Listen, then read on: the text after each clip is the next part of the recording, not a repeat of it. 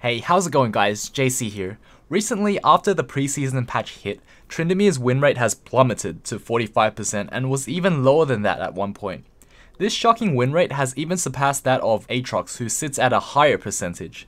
This leads me to believe that among the bunch of changes that Riot has made to their game, Tryndamere has come out on the short end of the stick. Today we'll get to the bottom of this and find out just exactly why this has happened. And before I start addressing any issues, let me clear up one common misconception.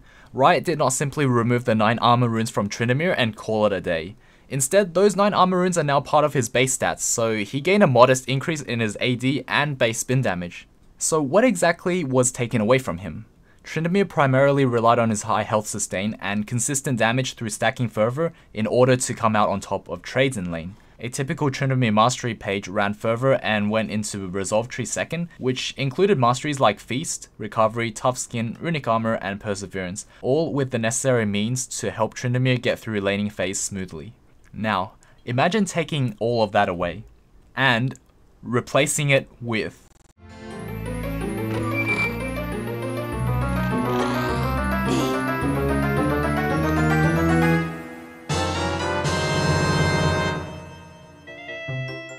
And don't even get me started about this piece of trash. It only adds to the problem by helping ranged champions sustain against Tryndamere. So we can quickly see that in lane where both players are trading back and forth, you will quickly find yourself low on health and unable to sustain the same way you did only a few weeks ago. Now let's take a look at the primary tree, our Fervor replacement. Press the attack. Hit the enemy 3 times for a small proc of bonus damage and expose them to deal an extra 12% for the next 6 seconds. The important part to remember here is 6 seconds on one enemy target. Now compare that to Fervor that gave 2 stacks for every melee auto attack, and the buff stays on yourself for the next 8 seconds, lasting forever as long as you'd auto an enemy champion. It didn't matter if you switched targets or not. You can quickly see that Fervor has no real comparison to press the attack. With this new keystone, if you were to finally land 3 autos, get the proc off, what happens if you get slowed, kited, or even stunned? Well, guess what? Those 6 seconds are still ticking, and by the time you flash onto your target, it may have ticked down to 3 seconds and falling off shortly after.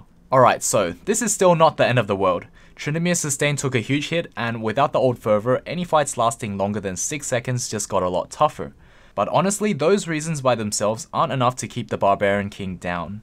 If we look deeper, we can see how these changes have affected other champions that face off against Tryndamere in lane. Take for example, Aftershock. After immobilizing an enemy champion, increase armor and magic resist by 20 plus 30% for 2.5 seconds, then explode and kill everything around you. You can easily see champions like Ornn, Taric, or Maokai, who can proc this at level 1 with one ability to abuse this keystone to the fullest. Any tank champion that can utilize this keystone will not only be tanky enough to survive Tryndamere early on, but also straight up outdamage him without needing to buy any items. This simply leaves Tryndamere with one option, to farm up. Contrary to what has typically been the case when tanks relied on rushing defensive armor to become an unstoppable monster. Instead, Tryndamere struggles with these champions from the very beginning. Here's the bigger issue at hand, ranged champions, specifically those top laners that can abuse Aerie along with runes like Mana Flow Band and Presence of Mind.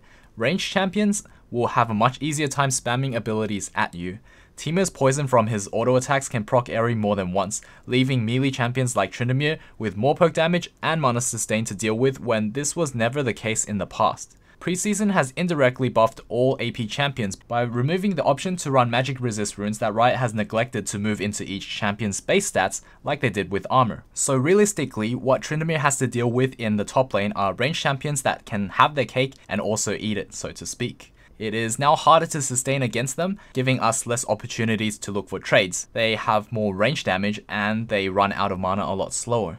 Now, I don't want you to get me wrong here. The focus is on ranged top laners in general. Aerie was nerfed recently, but it shouldn't be proccing over and over again from one ability just because of a stray dot or poison effect. Preseason so far has been a lot of high damage bursts and all-ins through the likes of Xin Zhao, who has made his way to the very top as #1 win rate for junglers. He relies on quick burst with press the attack and pure raw AD coupled with Triumph to keep his heals coming after each kill and assist. Jarvan also works similarly with electrocute and lethality items. Malzahar has also seen a lot of success with the help of Aerie coupled with Space Aids and his Voidlings to do high consistent damage, wrecking top lane and mid laners alike. Preseason, as the name suggests, is a work in progress, but I do not expect any changes to help Tryndamere anytime soon.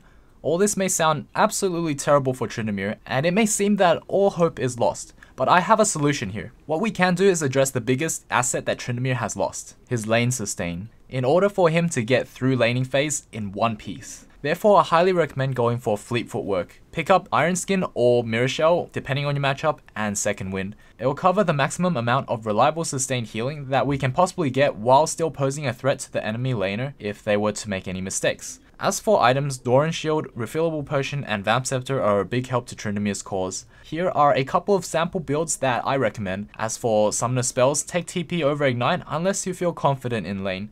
In these suggested builds, Essence Reaver and Black Cleaver are interchangeable, and it will be up to personal preference which one you decide to build. I hope you found this video helpful.